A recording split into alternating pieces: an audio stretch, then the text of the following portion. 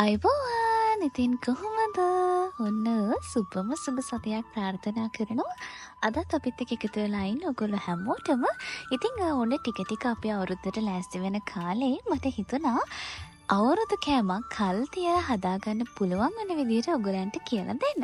ඉතින් අද මම හදන්න යන්නේ පොලොස් අචාරුව හරිම ලේසියෙන් ඔයගලන්ට හදාගන්න පුළුවන්. ඉතින් අපි බලමු කොහොමද මේක කරන්නේ කියලා. මේ වැඩේට අපිට අවශ්‍ය වෙනවා මෙන්න මේ ප්‍රමාණයේ පොලොස් ගෙඩියක්. ඉතින් එන්නකෝ අපි හදලා බලමු.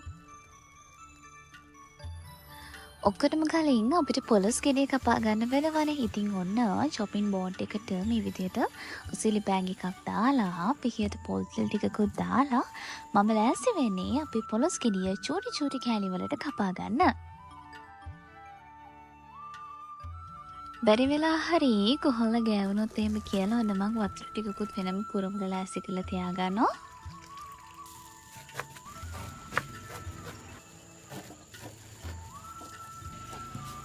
මේ පේන විදිහට පොලොස් ටික පොඩි කෑලි වලට කපා ගන්න.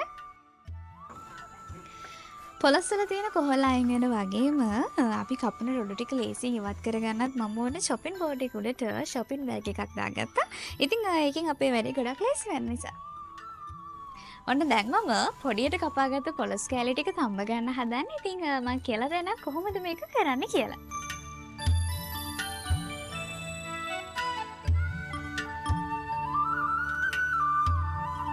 දැන් අපිට කරන්න තියෙන්නේ ඇටයක් අරගෙන ඒකට මෙන්න මේ වගේ වතුර ටිකක් එකතු කරගන්න.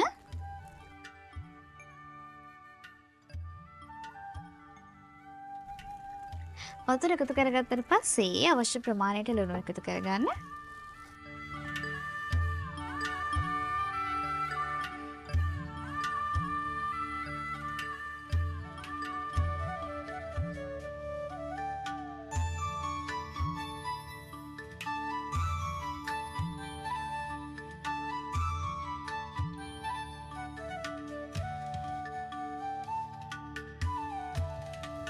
ඒත් එක්කම මම එකතු කරනවා කහකුඩු තෙහෙඳි කාලා.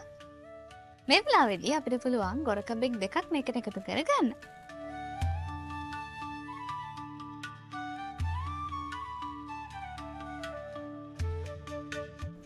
ඔන්න දැන් හරි අපි දැන් මේක ලිපේ තියාගමු.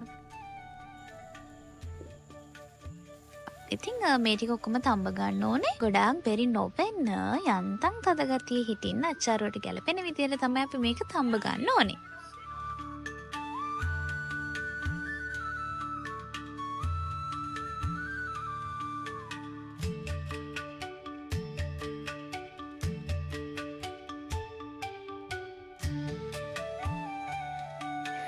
වතුර ටික ඉවත් කරලා අපි තඹගත්ත පොලොස් ටික හීනියට ඉරා ගමු. බලාගෙන ඉන්න කොහොමද මේ වැඩේ වෙන්නේ කියලා. තඹගත්ත පොලොස් ටික මෙන්න මේ විදිහට අපි පොඩි කෑලි වලට කඩා ගන්න. මොකද එතකොට අපිට හරිම ලේසියෙන් අපි පොලොස් අච්චරුව හදා ගන්න පුළුවන්. ඉතින් මෙතනදී ඔයගලන්ට කොස්ස කෑල්ලා වුණොත් ඔයගලන්ට පුළුවන් ඒක මේ වෙලාවේදී ඉවත් කරගන්න.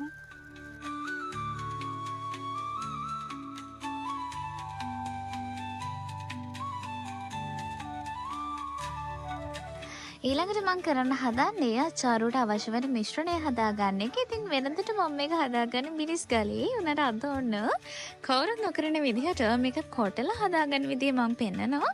ඉතින් මේ යන වෙලාවත් අඩු කරගන්න ඔයගලන්ට පුළුවන් බෙන්ඩ එකක් පාවිච්චි කරොත්. අබ තෙහෙඳි දෙකක් අපි මේ විදිහට එකතු කරගමු.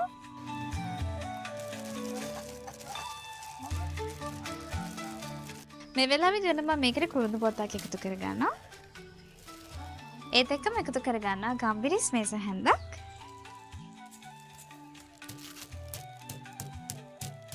අපිට මේකට ඕනේ වෙනවා මිරිස් කනල් 7-8ක් විතර, ඉඟුරු කෑල්ලක්. ඊළඟට අපිට ඕනේ වෙනවා සුදු ලුණු. ඒ වගේම අපිට ඕනේ වෙනවා රතු ලුණු කිරි 10ක් 15ක්. දැන් අපි මේකට සුදු ලුණු බික් 6ක් සහ ඉඟුරු කෑල්ලක් දාලා එකට කොටා ගන්න ඕනේ.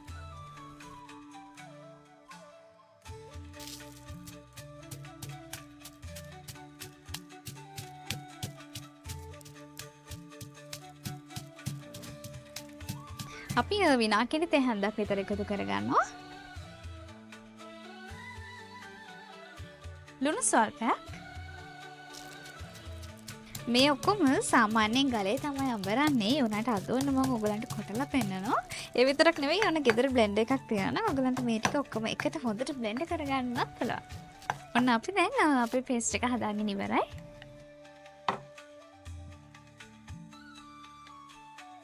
මිරිස් කරල් මෙන්න මේ විදිහට පලා ගමු.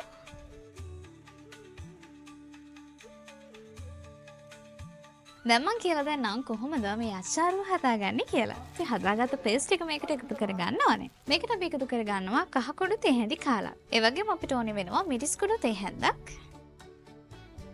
විනාගිරි මේස හැඳි 6ක්. දැන් උඹලන්ට තියෙන්නේ මේ ටික හොඳට කලවම් කරගන්න එක.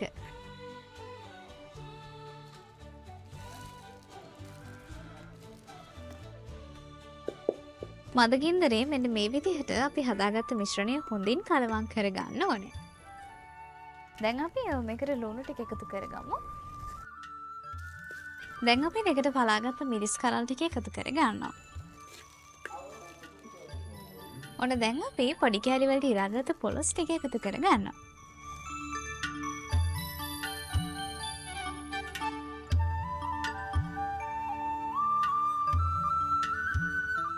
දැන් අපි ඔන්න මදගින්දරේ මේ ටික හොඳින් කලවම් කරගන්න ඕනේ.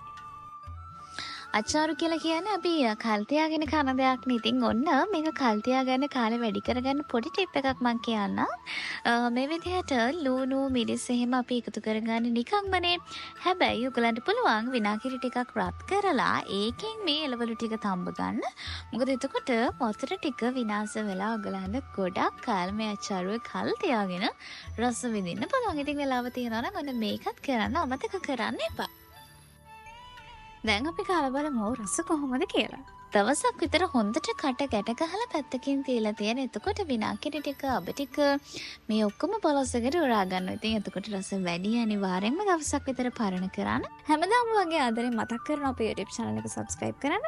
ඒ විතරක් නෙවෙයි Facebook TikTok හරහා ඔන්න ඔයගලන්ට පුළුවන් අපිත් එක්ක එකතු වෙන්න. ලබන සතියේ තලත වීඩියෝ එකක් අරගෙන එනකන් අදට ගිහින් එන්න. සතුටින් පරිස්සමින් ආදරයෙන් ඉන්න. සුබ දවසක්.